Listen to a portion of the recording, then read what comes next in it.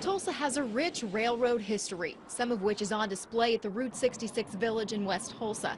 But it's been several decades since passengers rode these rails. But that could soon change. The good news is that we could have rail service in a few months. Rick Westcott is chairman of the Tulsa Advisory Committee to the State Eastern Flyer Task Force. He says a private carrier could get the project done in just 6 months and at a much lower cost than earlier estimates.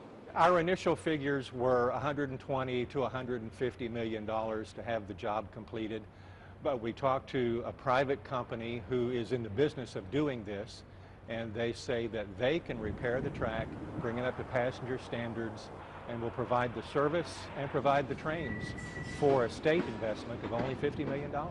Burlington Northern owns the stretch of track from Sepulveda to Tulsa. Westcott had worried that only Amtrak would be allowed to use that corridor, but he says that's no longer the case. They're willing to discuss, they're willing to negotiate with the state of Oklahoma or any private entity that the state might contract with.